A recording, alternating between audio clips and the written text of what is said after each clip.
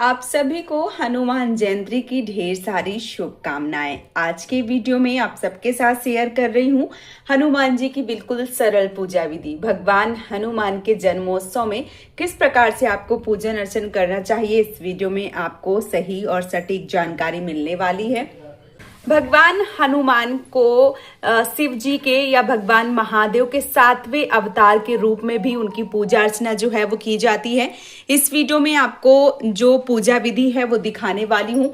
बहुत सारे लोगों का ऐसा मानना है कि महिलाएं, जो भी स्त्रियां होती हैं, वो हनुमान जी की पूजा नहीं करती हैं, लेकिन ऐसा किसी भी शास्त्र में, किसी भी पुराण में मैंने अभी तक तो नहीं पढ़ा है कि जहां भी लिखा हो कि महिलाएं जो है वो पूजा नहीं कर सकती हैं, क्योंकि हर एक महिला को, हर एक स्त्री को भगवान हनुमान जी माँ के स्वरूप में देखते हैं। इसलिए आप माँ के स्वरूप में भगवान हनुमान की पूजा अर्चना जो है वो कर सकती हैं।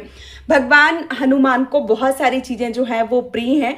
इसमें से कुछ चीजें जो है वो मैं आज आप सबको बताऊंगी कि किस प्रकार से आप हनुमान जी को पूजा पाठ करके प्रसन्न कर सकते हैं और उनकी जो कृपा है वो प्राप्त कर सकते हैं। सरल पूजा विधि के साथ साथ आपको बहुत सारी जानकारी मिलेगी, तो आप सब वीडियो को बगैर स्किप किए हुए ध्यान से देखिए ताकि आपको सही और संपूर्ण जानकारी मिल सके और आप जन्मोत्सव यानी कि 2 अप्रैल को, जिस दिन पूर्णिमा तिथि है, उसी दिन आप जो हनुमान जी हैं उनका पूजा पाठ जो है वो कर सके। सबसे पहले मैंने यहाँ पे एक चौकी जो है वो बिछाई हुई है। आप कोई ऐसी जगह सुनिश्चित कर लें जहाँ पे साफ सफाई का विशेष ध्यान रखा गया हो, और यदि हनुमान जी की किसी भी प्रकार की कोई भी फोटो, तस्वीर, विग्रह है तो आप विराजमान कर सकते हैं। मेरे पास इस प्रकार की फोटो है तो मैंने यहाँ पे रखी हुई है। जो चौकी है वो बिछाने के बाद में मैंने थोड़ा सा चावलों का आसन दिया है, फिर उसके बाद ये फोटो जो है वो मैंने रखी हुई है।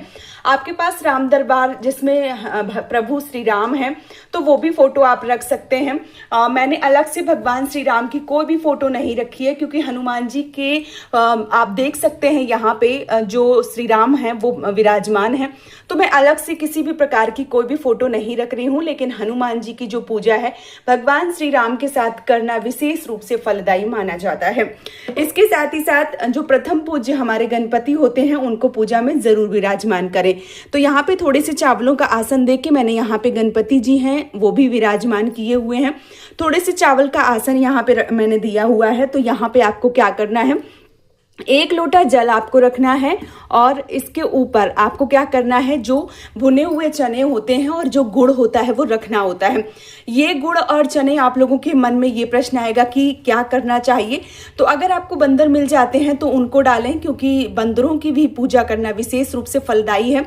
और यदि नहीं मिलते हैं तो आप गाय को भी खिला सकते हैं, प्रसाद के स्वरूप में भी खा सकते हैं। मैंने कई सारे उदाहरण इसलिए बता दिए ताकि आपको जो भी सुविधा हो या जो भी जैसा हो पाए आप उस प्रकार से कर सकते हैं। तो यहाँ पे मैंने 1 लोटा जल जो है वो लिया हुआ है और उसके ऊपर मैंने भुने हुए चने और गुड़ जो है वो रखे हुए हैं। कंठ में मौली जो है वो आपको जरूर बांधनी है। तो चलिए मैं मौली जो है वो बांध देती हूँ। तो यहाँ पे मैंने कंठ में जो मौली है, जो कलावा है, वो बांध दिया है और इस प्रकार से लोटा जो है वो रख दिया है। ये लोटे का जल आप सूर्य भगवान को भी दे सकते हैं, यानी कि सूर्य भगवान के अर्घ्य के रूप में दे सकते हैं, या किसी पेड़ की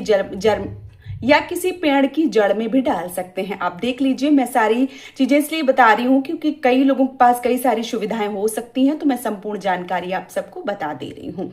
यहाँ पे मैंने देखिए सारी चीजें जो है वो रख दी हैं। अब हमें क्या करना है, अब हम जो दीपक है वो प्रज्वलित करेंगे और अपनी जो पूजा है उसको कंटिन्यू करेंगे। यहाँ पे मैंने चावल का थोड़ा सा आसन दिया है, इसके साथ ही साथ मैंने यहाँ पे जो दीपक है वो रख दिया है। अब देखिए, हनुमान जी को चमेली का तेल जो है वो सबसे ज्यादा प्रिय है, तो चमेली का तेल जो है वो आज के दिन जरूर चढ़ाएं, इसका दीपक जलाएं। और इसके साथ ही साथ चमेली के तेल में आप जो ऑरेंज वाला सिंदूर होता है वो आप भगवान को जरूर लगाएं।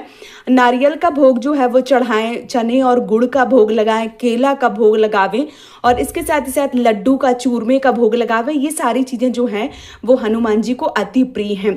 आप आंकड़े के पत्ते का राम लिखकर माला भी चढ़ा सकते हैं, लौंग की माला चढ़ा सकते हैं और इसके साथ ही साथ वीड़ा जो है वो चढ़ा सकते हैं। ये संपूर्ण ऐसी चीजें हैं जो भगवान हनुमान को अति प्रिय हैं।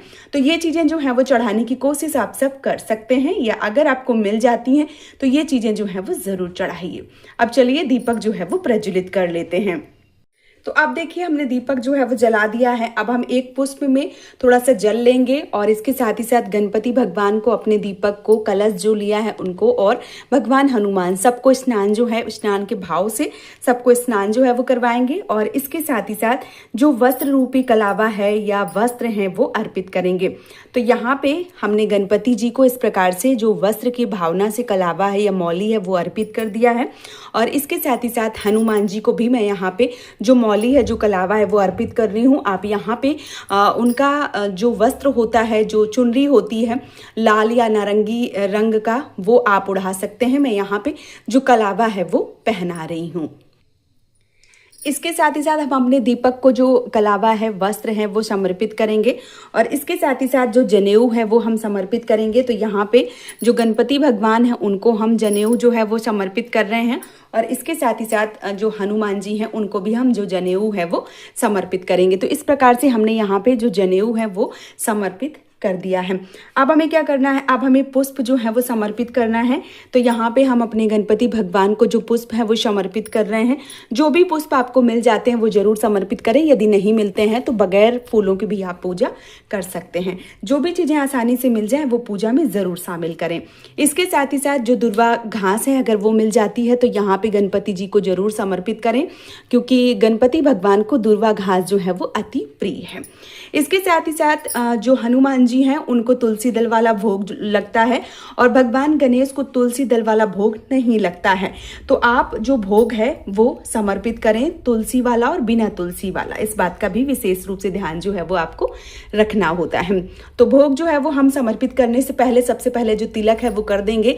नारंगी वाला जो सिंदूर होता है उसमें आपको चमेली का तेल मिला के और हनुमान जी को तिलक जो है वो करना होता है। ये सबसे ज़्यादा उनको प्रिय होता है। अगर मिल जाता है तो जरूर समर्पित करें, अगर नहीं मिलता है तो फिर आप चंदन से जो तिलक है वो भी कर सकते हैं। ठीक है। और यहाँ पे हम अपने दीपक का तिलक जो है वो भी कर देंगे। इसके साथ ही साथ जो हमने कलश रखा है उसका भी इस प्रकार से तिलक जो है वो कर देंगे। तो यहाँ पे हमने सबका जो तिलक है वो कर दिया है। इसके साथ ही साथ यहाँ पे जो अक्षत है वो हम चढ़ाएंगे। तो यहाँ पे हमने चावल, अक्षत के रूप में जो चावल है वो चढ़ा दिए हैं। ये देखिए इस प्रकार से। और अब हम भोग जो है वो समर्पित करेंगे। तो जो भी मौसमी फल हैं आपके पास वो भोग के रूप में आप चढ़ाइए। और केला अगर मिल जाता है तो बहुत अच्छी बात है। यहाँ पे मैंने अंगूर का भोग जो है वो लगाया है। आप केला, नारियल जो है वो भी चढ़ा सकते हैं। इसके साथ ही साथ मैंने गणपति भगवान को बिना तुलसी वाला जो मोदक है वो रखा हुआ है। और भगवान हनुमान को मैंने यहाँ पे तुलसी दल वाले जो मोदक हैं, जो लड्डू हैं, जो चूरमा बेसन के जो भी आपको लड्डू मिल जाए वो आपको ज़रूर रखने होते हैं।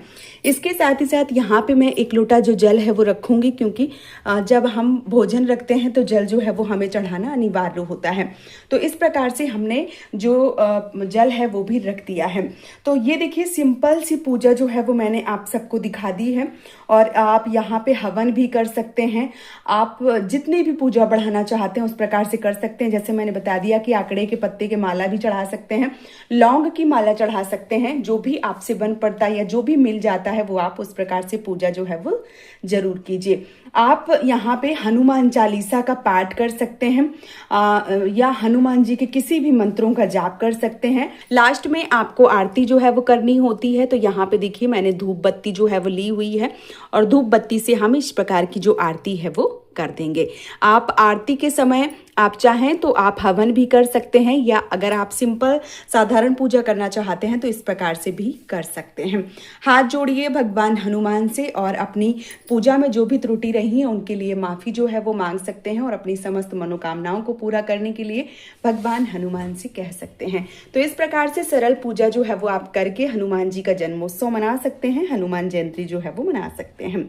आप सबको ये पूजा कैसी लगी आप हमें कमेंट में ज़रूर बताइए। और यदि वीडियो पसंद आया है तो चैनल को सब्सक्राइब करके वीडियो को लाइक कीजिए। आप सभी को हनुमान जयंती की ढेर सारी शुभकामनाएं। जय माता दी, राधे राधे, जय श्री श्याम।